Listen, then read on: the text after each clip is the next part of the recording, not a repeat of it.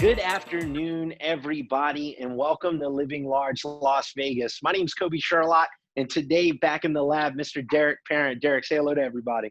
Hello, hello. Guys, we're super excited to come to you, of course, from a different platform as we're learning to adjust and amend our ways to really support what's going on around us and make sure we take the safest approaches when necessary. But ultimately, I'm super excited to introduce to you a great member of the Las Vegas community who has absolutely got a great trajectory ahead for the work that he's doing and inspiring in all of our community and community members. So without further ado, I'd like to introduce Mr. Vance Johnson, who is a recovery ambassador and here with the Vance Johnson Recovery Center. Vance, will you say hello to all the listeners? What's up, Vegas? Hey, I can't tell you how excited I am to be here. You guys are just really well known around the community. I'm new to the community, and even though I'm a former uncle, I'm a big Raider fan. Don't tell anybody. We are too.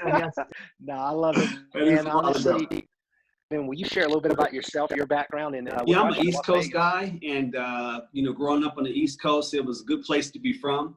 I finished high school and college there in Arizona, where there were a lot of underlying issues, and my father being out of New Jersey, they had this saying, you can take the brother out of Jersey, but you can't take Jersey out the brother. So, we'll get more into that story.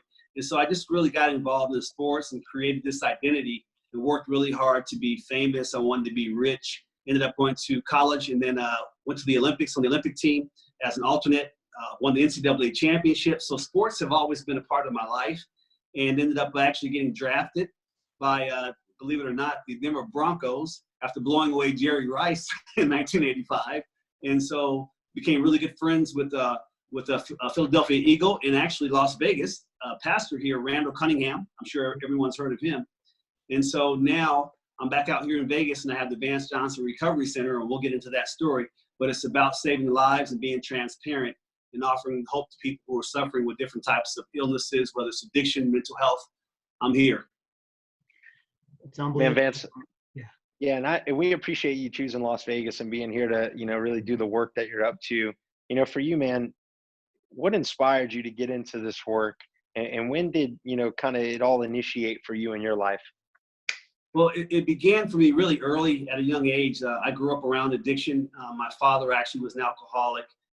He was a hard worker, but he was also very abusive. And so to me, it was about achieving an identity. And I didn't know that identity I was achieving was about making myself feel good. Being an athlete, it made me feel good. And so I kind of leaned on my feelings and my emotions, not realizing I was dealing with a lot of underlying issues that would lead me to a great fall one day. And so that's kind of where it started at for me. So my addiction didn't really start early, but it did start early, if that makes sense. And it led me to this greatness of wanting to be somebody and achieve a goal. So I became a pro athlete, thinking that was the goal and that's where I wanted to be. And unfortunately, after 10 years of being this great athlete, going to 3 Super Bowls, I still couldn't fill the empty hole that was inside me. And that's so wild. Yeah. Playing at that level that you played at, not, people, they want to play that, but you achieve that, but what did it take to achieve that, level of greatness? Believe it or not, what it takes is, and ironically, during this COVID-19 season, a lot of people are having to spend a lot of time alone and isolated. Well, when I was behind the scenes as a young kid, I wasn't around a lot of people, so I spent a lot of time alone. And so my focus was on being great. And so when nobody was watching was when I was practicing the things that I needed to practice on so that one day I would be at a level to achieve success. And so that was running and working out, lifting weights, and watching different athletes as a child and doing what other kids that were my age weren't doing. Plus, there was a lot of things that came out about me when I was a kid. I stuttered and I was really small. And so I was really, I felt bad as a kid because people made a lot of fun of me. And I was like, I'll show you, you just watch. And so that kind of led me to that greatness that I wanted to achieve one day, not even realizing that I was literally in an addiction and wanting to be great right from the very beginning. So when did the addiction start for you? When did the whole, when did your journey begin with the addiction, with the struggles? My journey with the addiction and struggles came pretty early in my NFL career. Now, I used moderately growing up as a kid, but then once I made it to the NFL, and my only happiness was on the field, and I was only as good as my last catch, my last touchdown. And off the field, I leaned on a lot of different things like opioids, opiates, different stuff to try to make myself feel better. Plus, I had injuries during my career. So that introduced me to different types of drugs that made my body feel like I can go out there and participate. I started to smoke weed then because I wanted to make myself feel even better. I started to meet girls, and relationships were really dysfunctional for me. So I started drinking heavily.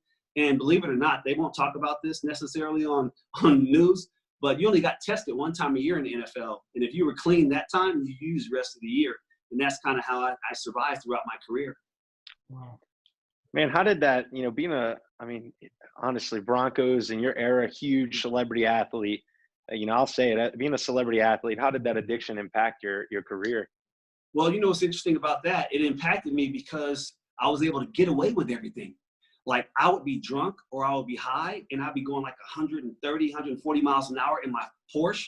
A cop will pull me over and he'd be like, "Oh my God, you're Vance Johnson."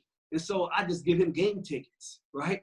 So I got away with that. Then I got in a car accident one time when I was drunk and I knew I was going to end up getting cut and having to go to jail. And so when they took me to the hospital, I told the doctors who I was, and they hid me down by a morgue so that the cops couldn't find out that I was actually the one that was involved in the accident. So I got away with a lot of things during my career that, unfortunately, if somebody would have just said, "Hey, Vance, you need to open up your eyes, man, and look, you got a problem," I might have sought help. But I just kept growing in my addiction in my career, thinking that I was the one that was right and everybody else was wrong. No, it's like the handicapping. There's such great sports fans. They hide you to help you, but in reality, it hurts you. Right. That is 100% correct. In reality, it hurts you. And so what I started doing, and it's kind of like social media these days, I started living an edited version. So the only thing you saw on television was the part that I wanted you to see. But behind the scenes, I couldn't cope. And so that's how I leaned on my addictions to get through life. Guys, I had relationship after relationship, marriage after marriage. I had 3 women pregnant at the same time during my NFL career. Wow. So sex addictions, drug addictions, money addictions, everything you can imagine kind of encapsulated what my being was during my career. So when did it set in for you, Vance? When did it set in and you realize, that this is something you needed help with? It wasn't until after I fell off. And meaning by falling off is this. So when I made it to the NFL and played 10 years with the 3 Super Bowls, it wasn't until after my 10 years when I walked away from the game that I realized that now I really have no identity.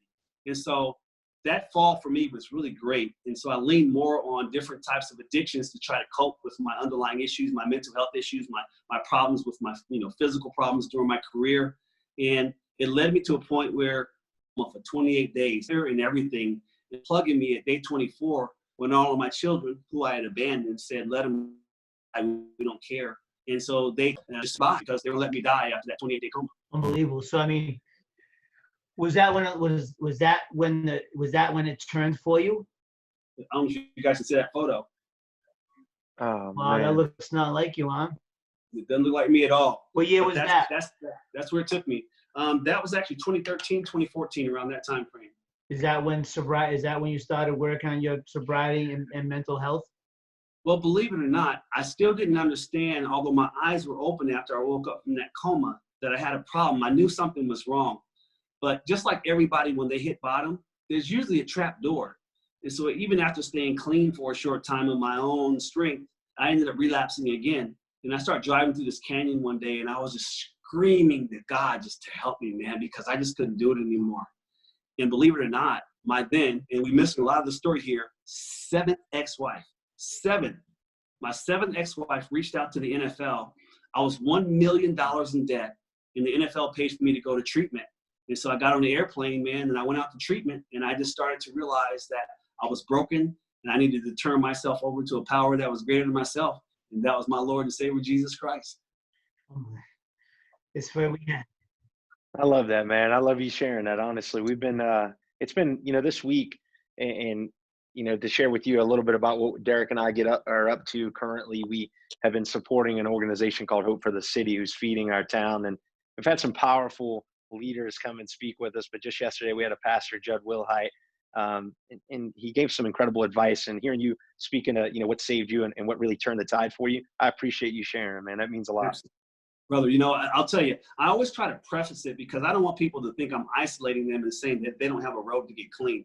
There are many paths to recovery, but because of who I am in my walk and knowing that if you're $1 million in debt, I didn't even get the chance to share. It was my fault that one of my children got killed. And so there's no reason to live unless there is a God and there is a purpose for me. And I knew that God's purpose for me was to go out and share hope, let my transparency show people that this world is broken and that many of us suffer with mental health problems, we suffer with addictions, and that my journey here on this earth is to lead those to freedom, man. Not just the freedom from the bondage of the addictions, but also to the knowledge and hope of who I am in Christ. I know who I am now. And there's no way that I'm going to go back to where I was in my life. I'm broken enough, and I'm going to stay at the door so I can help people through and say, listen, I'm never going to go live my happily ever after life. I'm going to stand at the door of recovery and pull people in. And that's the reason why I got the Vance Johnson Recovery Center out here right now, man. Well, your freedom is in your transparency, and in your sharing, to share everything that you're sharing, right? And I know it probably goes much deeper, right? Everything that you've gone through, your family, ex-wife, 7 ex-wife, children staying there, that's a lot for a man to talk about, right? Especially a man who's done everything that you've done, the accolades and the achievements, it's amazing, and I commend you, someone that vulnerable and honest, right? People get to, what would you tell a young athlete today? What would your advice be to them?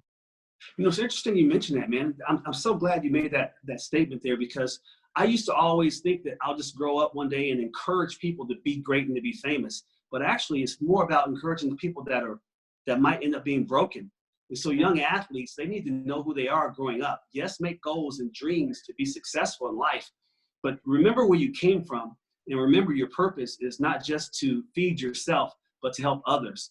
And so that's why I'm hoping I can be more involved with young athletes, because I talk to kids all over the country, and I share with them because, kids, they first can't know the trauma and the underlying issues they're dealing with in their own homes, especially right now during this COVID-19. The domestic violence is up, man. The alcohol use is up. The drug use is up. There are a lot of things that kids are going to have to try to learn how to cope with. And so I'm hoping that I'll be that resource that I can share with them. Even greatness is not going to identify who you are. No, because with you sharing. Yeah. I'm sorry, D, go ahead. No, with everything you share, that it's the children, the domestic violence is dramatic. But a lot, people are upset. They don't staying in the house. They don't know what to do. You may think it's funny, but not us generally. But you see, like, people, like, they start drinking at, when they get up in the morning now, because they just don't know, how to cope with life. Life is difficult as it is generally, right? Just walking day by day. But going through this pandemic, it's much different, right? So we're walking into a new normal. So, what's the new normal life for you? I mean, you're new to Las Vegas.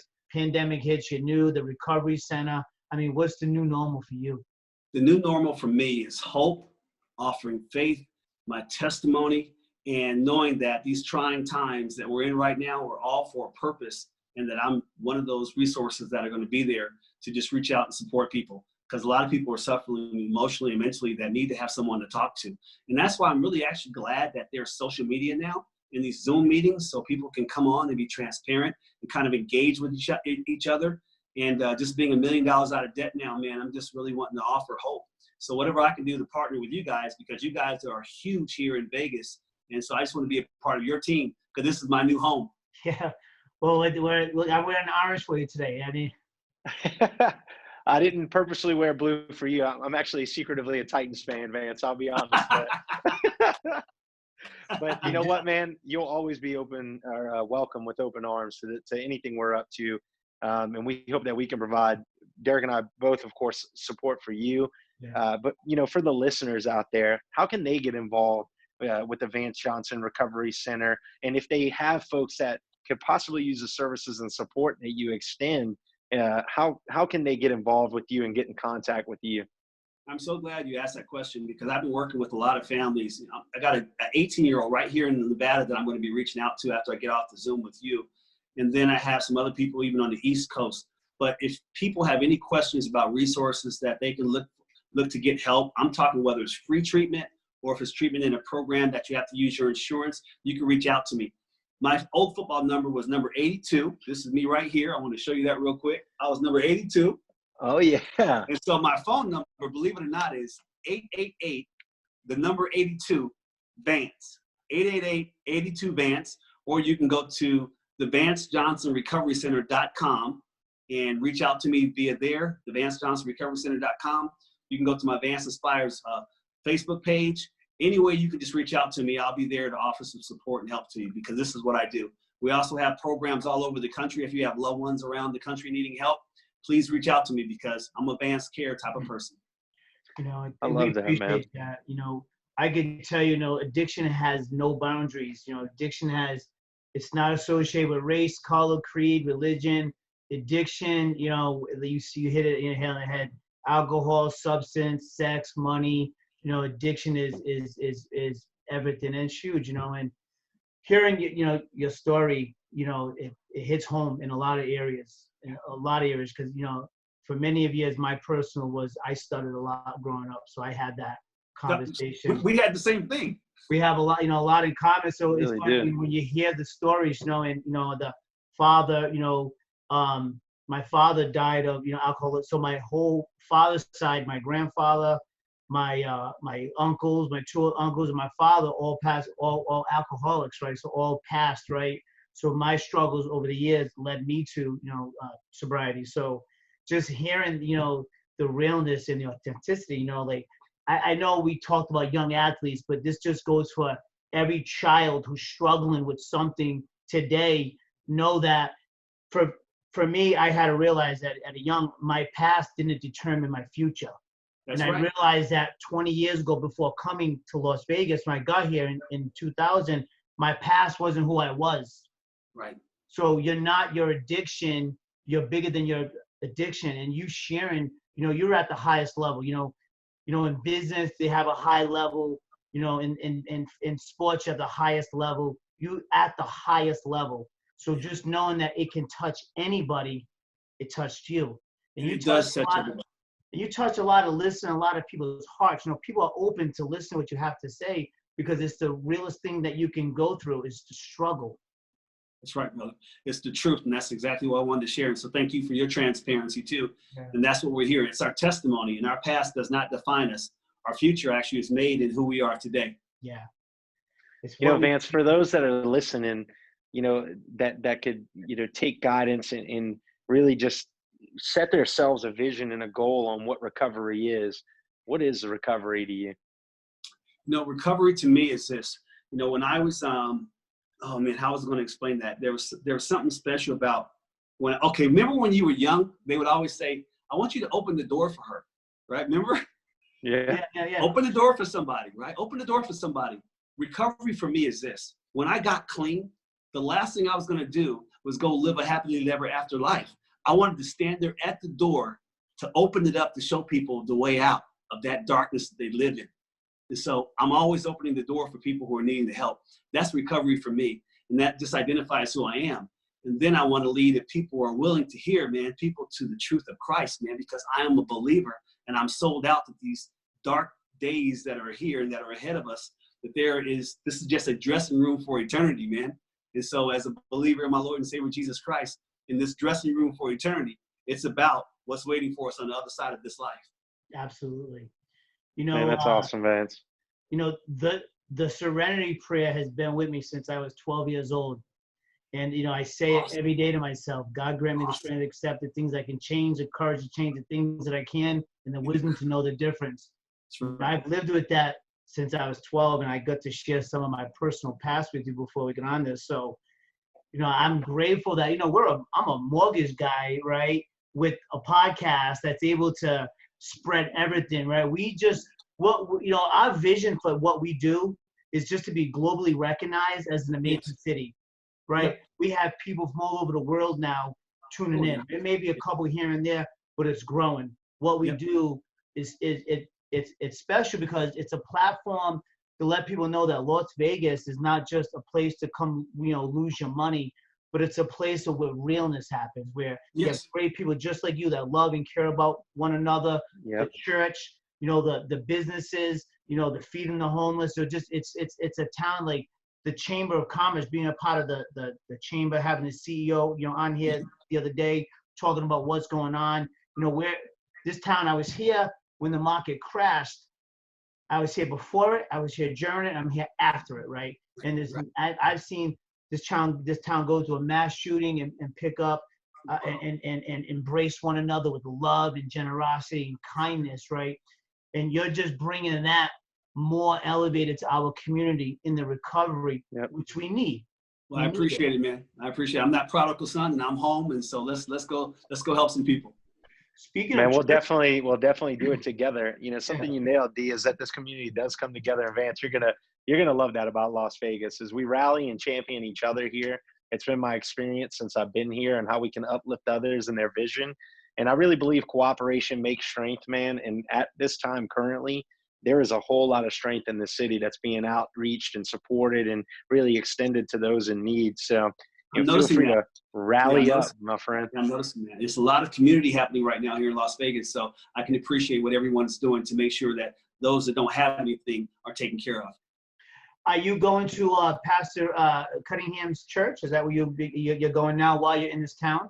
Well, because I'm only 6.5 years clean, I called Randall Cunningham before I even got here to say, Randall, I need to be under you, man, because I need to have someone look at me and say, you need to do this and you need to do that. So Randall Cunningham, I'm under him. So in fact, I'll reach out to him after I get out this Zoom to make sure that he knows that I was on your show. We loved him. We love he went to UNLV. I know he did. He exactly did. That's right. Reggie, we love him. He's Yeah, Ray Lewis was here just not too long ago. Did you know that Rod Woodson just moved to town? No, I didn't know that. That's awesome, man. So we were all hanging out just not too long ago.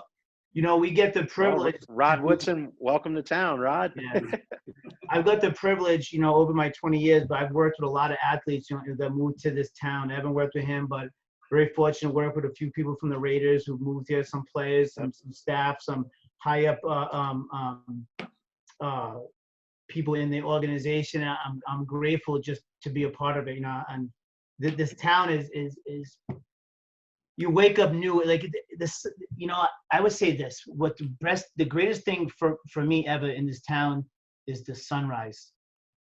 You have like 300, you're from the Northeast just like I am, so it's doom and gloom. You wake up, it's cloudy. Right. Over here, you wake up 300 days, almost a year, the sun's out. For the sun, yeah. So how can you not have a smile on your face as soon as you put your feet down on the ground, you have the sun? That's exactly right, man. That's exactly right. Well, I'll tell you, man, Vance, for you, for the listeners, for everybody out there that you've definitely, helped to inspire, what would you leave them with in the message here today? Don't stop. Just let this be the beginning, and open your eyes and your ears so that you can know that change is possible and it's going to come from you. So all of your listeners, I thank you all so much for listening to this podcast today. You got a great couple of guys right there that are really offering a lot of hope to the community, and it's going to continue to grow, and I'm just glad to be a part of it. I'm home in Las Vegas, in the Vance Johnson Recovery Center. This is the house that Vance built. I'm going to come down and help you, man. I'm going to come down and do some stuff with you, and when all this is over, I'd like to grab dinner with you and just, have because I would rather be a professional football player, but it wasn't. I look forward to it. Professional in business. So thank you. Go. Thank you. I tell you, listeners, if you heard anything today, obviously, Mr. Johnson's got an incredible opportunity to support this community and anybody in need, no matter where you're at. Feel free to reach out. We'll have his website, number, everything posted. Reach out. And if you know someone that needs the inspiration and support, that's what we're here for. And that's what he's doing in the good work. Living large, Las Vegas, guys. We're super grateful that you're here with us again today. And we'll be coming to you with another episode here soon. And be looking out for the cool work that Vance is doing and how we're going to look to support him here in the future. I appreciate it. And Vance, thank you again. And Derek, thanks again for a great episode, man. Vance, God bless Las Vegas. Thank you, sir. Thank you.